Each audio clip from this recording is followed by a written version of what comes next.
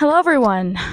I've decided to film outside today for once in wonderful nature. The light is very overwhelming.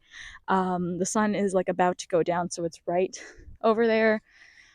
There's a nice little lake behind me, very beautiful. I really hope no one passes by and sees me recording myself like an idiot. The video I wanted to record today is about activism, specifically why I became an activist and why I think more people should be activists. But I feel like the term activist is a bit vague in the sense that someone who's an activist basically means someone who takes action, but there's so much diversity and variety in what kind of action you can choose to take. I became an activist or started labeling myself as one in February of this year. But let's take it a step back. The reason I started doing activism, the reason I wanted to start doing activism, was because of my mental health.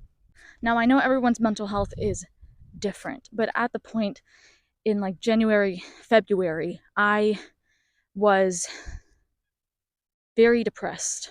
It was a very low point in my life that I did not let many people see. Even though I've had depression ever since I was a teenager, I haven't felt that low in my life, I think. And I dropped out of university for like 2 months. I didn't go to any classes, and I felt very lonely. Most of all, I felt like I had no purpose in life because the things that used to make me happy did not make me happy anymore. I had no motivation or enthusiasm for anything that I used to love. At the time, I was watching lots of like vegan YouTube, the usual Earthling Ed, Joey Carbstrong, and especially street outreachers. And I was just fascinated by how they talk to people on the street with such ease and how they had like such an interesting variety of conversations. And I love to see them actually reaching people like on the inside. I wanted to have that because to me it seemed like they had a purpose in life, and their purpose was to help animals, to raise awareness about their property status in our society, how they are objectified, how they are not cared for in the ways that they should be. And for a while it was a distant dream because I could not imagine myself just going up to people, to strangers on the street. Like, I imagined that my anxiety just would not be able to take that. But then I took a leap of faith and I went to my first street outreach action. I went to a Save Square organized by the Animal Save movement, which is an active community of animal rights activists in my area. And what I found there was wonderful. Because the first time I was there, I already had this feeling of like, yeah, this is what I want to do with my life. Because of course I had some horrible conversations. Sometimes you get people yelling at you. For example, I've been called a leftist cunt before in public by a man twice my age with his son right next to him. But I've had wonderful conversations as well. I've had people seeing footage and starting to sob, literally, and recognizing immediately the fault of their action and having that instant desire to change that I once had. That is what drives me. That is what I want to keep seeing and experiencing. And so I started participating with Animal Save once a month, and I joined Anonymous for the Voiceless sometimes as well. And then I heard that We the Free, another animal rights organization, was starting out to organize events here in the Netherlands. But they only had one local organizer at the time in Amsterdam, and Amsterdam is a bit too far and expensive to travel for me. What they do at We the Free is they do these 3-minute movie challenges or horror movie challenges, where they challenge people on the street to watch like a horror movie, when really what they mean is like a 3-minute supercut of Dominion. So there's an element of surprise in there. People are motivated to watch something by themselves, like they actually sit down to watch the video with sound, with audio. You can hear the screams, you can hear everything that you need to hear for it to have an impact. And the conversations that I've had with people after that was like nothing I'd ever experienced before. I felt that it was so effective. And I noticed that the moment that there was this group of teenage boys that came up, usually teenage boys are a waste of time to talk to, especially when it comes to save squares. They just want to rile you up. They just are there to annoy you. They say like, oh, I love chicken nuggets or Burger King, McDonald's, KFC, whatever, and they just troll you. Troll is the right word. But at the events of We the Free, they intentionally sit down to watch a video for 3 minutes, and once they came out of that, their guards were down. They spoke genuinely with emotion, with feeling, with logic. And then the outcome was like, yeah, I'd like to talk to my mom about it, about not eating animal products anymore or eating less meat or whatever, but I don't know if she'd be okay with that. You know, it's a whole thing. And that's a more difficult conversation about your autonomy as a teenager and whether you are responsible for what you consume when it is your parents purchasing it and making that decision for you. But they did have some kind of motivation, some kind of desire to change. Like hearing such like a gangster teenage boy just say those things, it was like mind-blowing for me that We the Free could do something like that and let people's guards down in a way I hadn't seen before. And it really impressed me.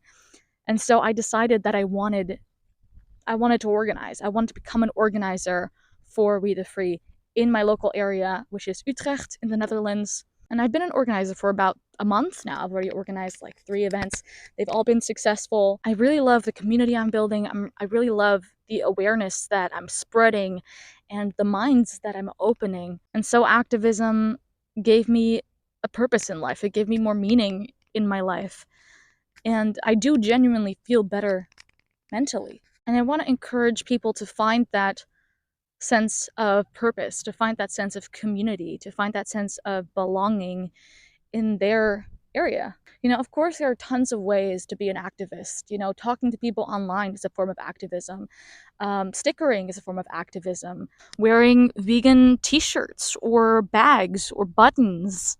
Also attending protests, attending vigils. Even wearing a bracelet like this can be activism, animal rights. At the very least, I want more people to try, you know?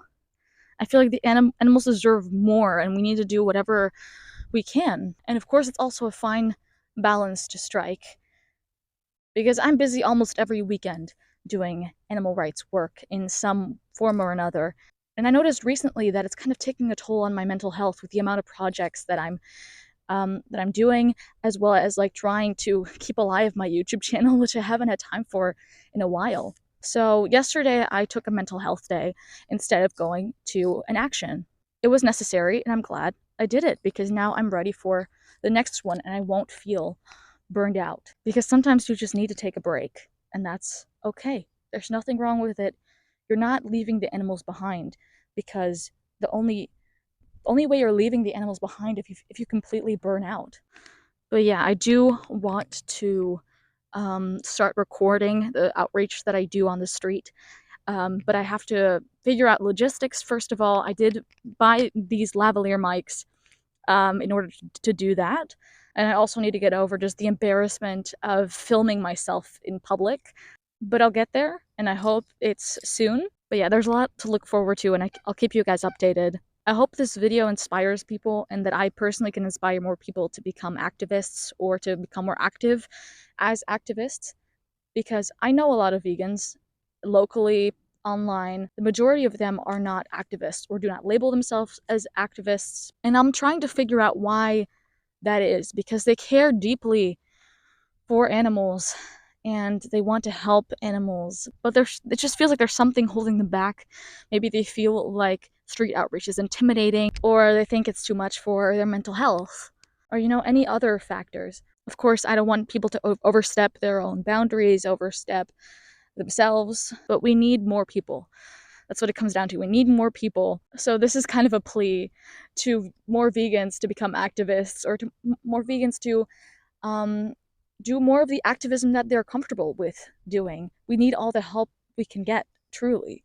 If you've been thinking about joining a local activist group, now is your chance. Now is your sign to finally do that. And maybe if you've already been doing street outreach, but you haven't been recording it, maybe this is your sign to start recording it. Do what you can with the resources that you have.